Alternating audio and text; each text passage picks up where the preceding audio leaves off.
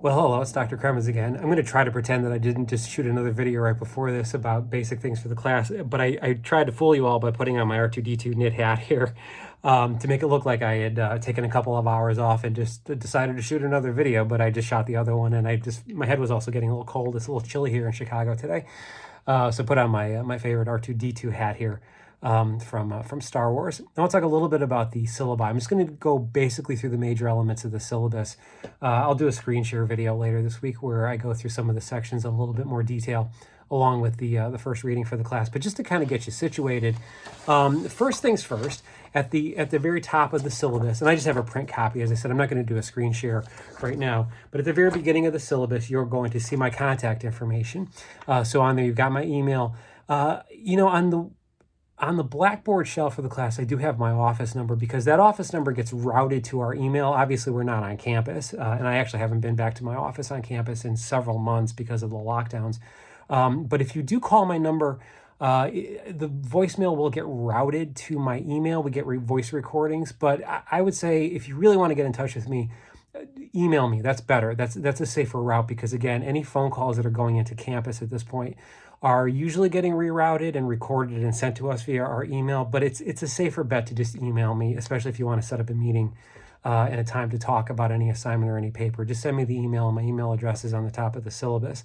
Let me talk a little bit about the books because a couple of you had some very good questions about the books for the class. There are 2 of them. Now, again, that's not all the readings for the class because a lot of the other ones, as you've seen if you've gone through Blackboard, are in different folders on Blackboard itself.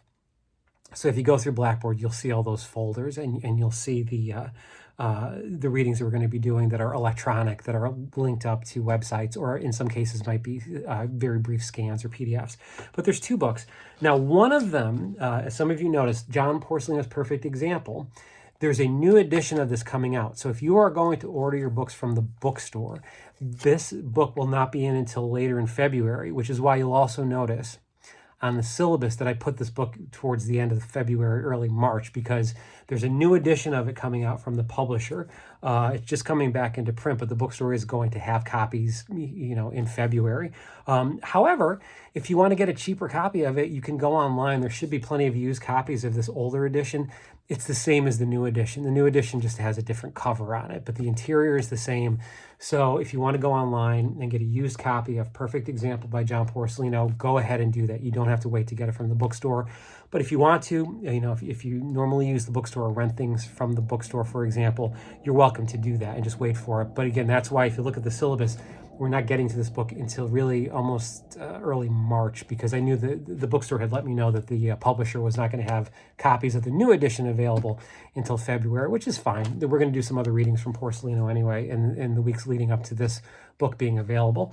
And then Solomon is fine. This is in print. You can get used copies of this as well. I think all the editions of this are the same. But again, if you do find an older edition that looks different, the pages are going to be the same. They may have, I think it's had the same cover all the years now that this has been in print. But this one is available. And again, you can get a used copy online. You can wait to get it from the bookstore if you want to order it now.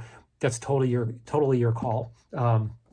But those are the only 2 books for the class, aside from the readings that we're doing on Blackboard.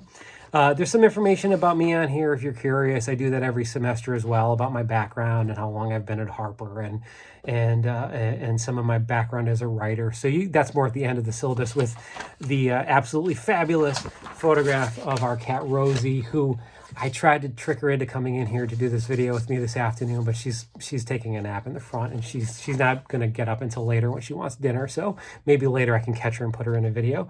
So there's some information there on there about me if you're curious at all.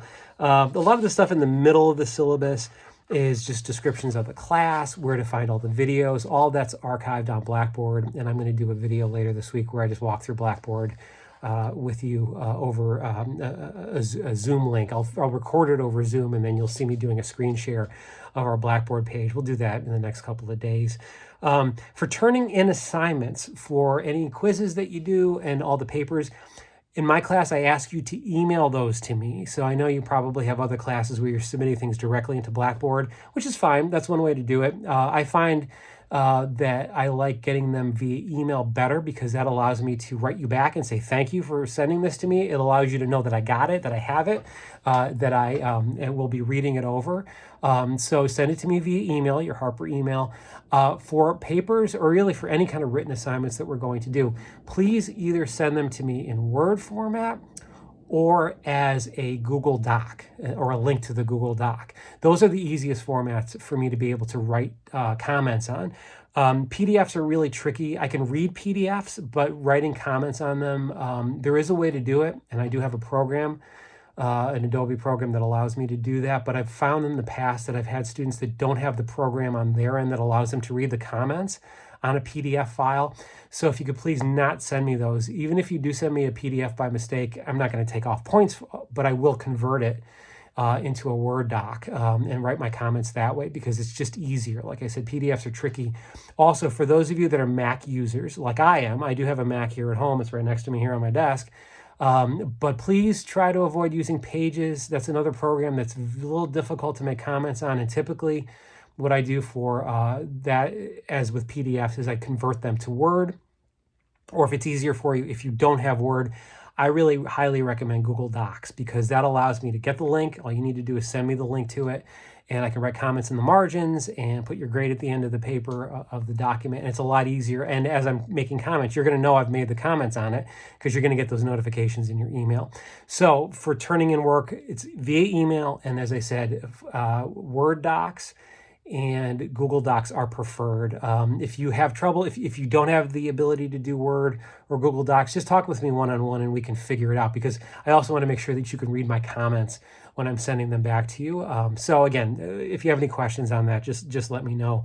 On the syllabus, you're also going to see how the grade for the class is calculated. It's pretty straightforward. There's a couple of pages of there on it, or you can read this over on Blackboard. There's a running average on Blackboard. So if you go into the Blackboard site, you'll see that every time you turn an assignment in, I'll get it back to you the week after you turn it in, and then your grade will go into the section of Blackboard where that particular grade will then get averaged in. So you're going to see your running average every time you turn in a paper over the course of the semester. But if you're old-fashioned like I am and you want to keep a record of your grades as you go on your syllabus, kind of like I do in my grade book for the class where I'm writing down your grades so I have a paper record of them. You can do that here. That's why I have these little marks in the middle of the syllabus so you can write your grades down as you're going through the class. And again, as I keep saying, and I know I sound like a broken record, any questions on comments I've made on papers or grades or anything like that, email me. I'll either answer your questions via email or we'll do a Zoom meeting and we can talk that way. The course policies and procedures, I do want you to read over also on your own. They're very straightforward. They're pretty standard, actually, particularly in the English department at Harper and then across campus. All papers, first of all, must be turned in on time. Now, that's important because, as I said to you earlier, and I've probably mentioned this a couple times, I commit to getting you back your papers the week after you've turned them in. So depending on which class you're in, you might be turning papers in on Wednesdays or on Thursdays. I stagger my classes so I don't get them all in on the same day, so I can manage doing the grading and responding as quickly as I can. So make sure that they're turned in on time, because for me to be able to get these papers back to you on time, I need to have the papers in on time as well. If you're having any trouble, if you're sick, again, if you have any kind of emergency, please let me know. But with all the papers that we do, with the exception of there's one or two over the course of the semester that are shorter, where you might have a 1 week turnaround for the paper. But for the most part, all your papers and assignments, you'll have at least 2 weeks to do any of those longer assignments. So there's plenty of time to prepare for them and to think about them. So please turn those in on time. And on the assignment sheets themselves and on Blackboard, you're going to see all the due dates and the times that they should be turned in by. So take a look at that when you get a chance. I also have in here a line about respecting yourself and fellow students. Again, it's an asynchronous class. So we will have some check-ins where some of us will be together depending on our schedules. Usually those are more question and answer sessions than discussions. For an asynchronous class, I don't really believe in having a discussion section as part of it, because that's not what the class is supposed to be, if it's asynchronous, it is supposed to be something where you're able to do this work and look at the videos at your own time, at your own pace, and on your schedule, because again, you all have different work and family schedules with this asynchronous online environment that we're currently in. But if we do have any discussions, remember, just be respectful. You know, I'm of a mind as a writer that good writers are also people that are decent to each other. So no offensive language involving race, class, ethnicity, gender, religion, political affiliation, sexual orientation, sexual identity will be tolerated. If we're in a Zoom session where we're having a conversation, treat each other with respect. Treat each other the way that you would want to be treated. Again, that's an issue more in a real classroom, in a room where we're all together for 75 minutes twice a week.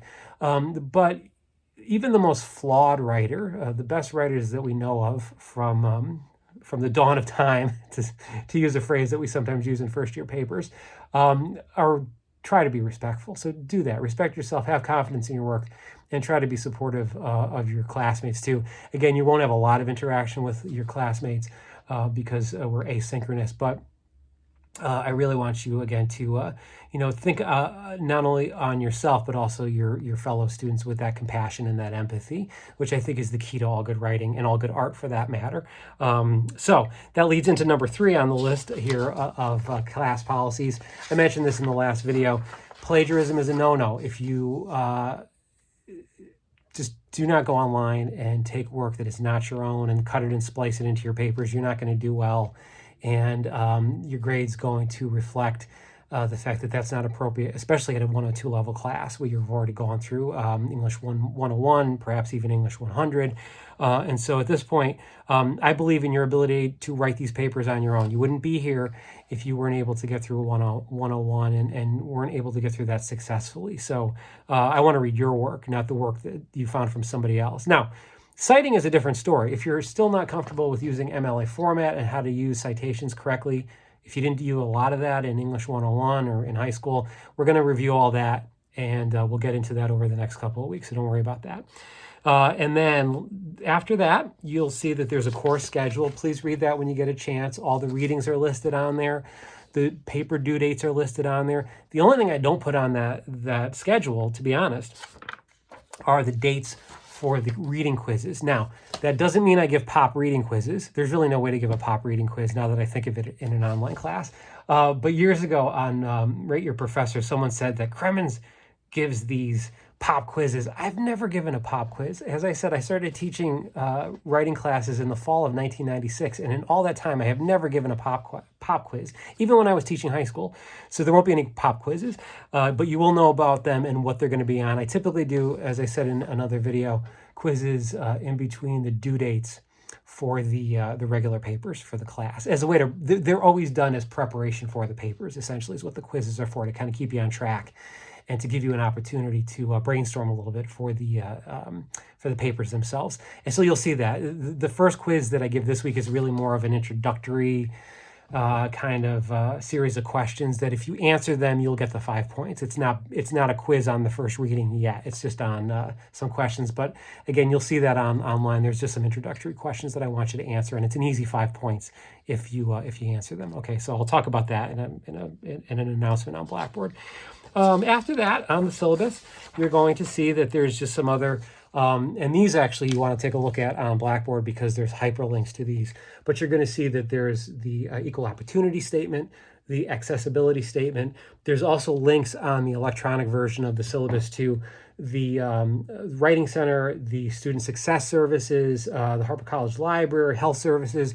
Those are all services you should use. If you want to make an appointment for the Writing Center, it's online. If you want to make an appointment for Student Success Services and more tutoring, I'll go online and do that. If you have any questions for the library, that link is also there. If you need any help and support with your health, whether it's your physical health or your mental health, then we have those services too, and they're all listed on here. So please use them and look at those links, because we want you to, again, have a great semester, and we want to give you all the support that we can. So please take a look at those links when you get a chance. And then, at the end of the syllabus is just, like I said, the little Q&A. And I do this even when I'm in class during more regular semesters where we're not online. And so here I just talk about where I'm from and the kind of questions I sometimes get in the classroom when we're all trying to get to know each other. I'm originally from the East Coast. I've lived in Chicago now since 2005. What else do I have on here? I've been teaching, as I said, since 96. And actually, I remembered the other day, I did my first session as a writing tutor in the fall of 1992 when I was a sophomore in college. So I've been reading student papers since then. And that just seems like an eternity ago at this point. And as I said here, I write a lot. I have published quite a bit, especially over the last few years, because again, it's what I enjoy doing. As I said, my first book came out in 2016.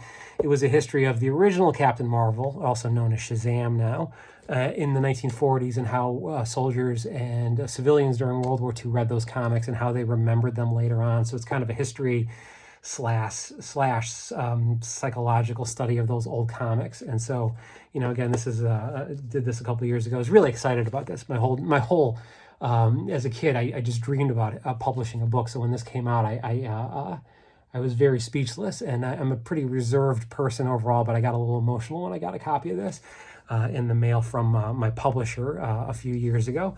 Now, again, I mentioned that because I love writing, and I want to convey that love of writing and the love of that craft to you. I know most of you are probably not going to be English majors, and that's fine. That's not what this class is about.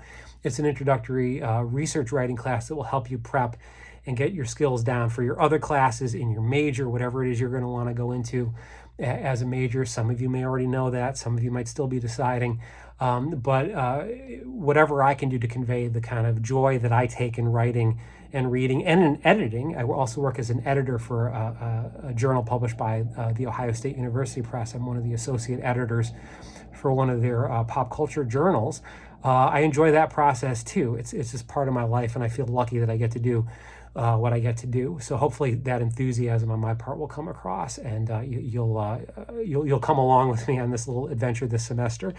Okay, so, and again at the end, because we all love cats or dogs. We don't have a dog yet. My wife and I have been talking about it, but we're going to see.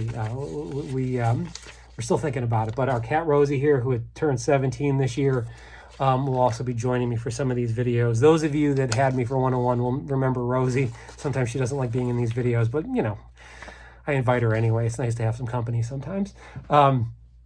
Okay, so that's some details on the syllabus. As I said, as the week goes on, I'm going to have other videos where I do some screen shares of the first reading, and I do a screen share of the first writing assignment. So be on the lookout for those. And as I said, please let me know if you have any questions. I'm happy to answer them. I'm happy to talk with you over Zoom. I'm happy to answer emails. And most of all, as I keep saying, I'm looking forward to reading your work. I'm excited to see it. And I'm really looking forward to being able to give you feedback and give you suggestions and try to enable you and support you to be the best writer that you can be. You're already good. You're here in 102, but we're going to try to take that up to that next level as the semester progresses. All right. So I will see you in the next video where I will talk about the first reading for the class. I probably won't shoot that video this afternoon. Maybe tomorrow morning I'll do that one. So I will see you then. Bye.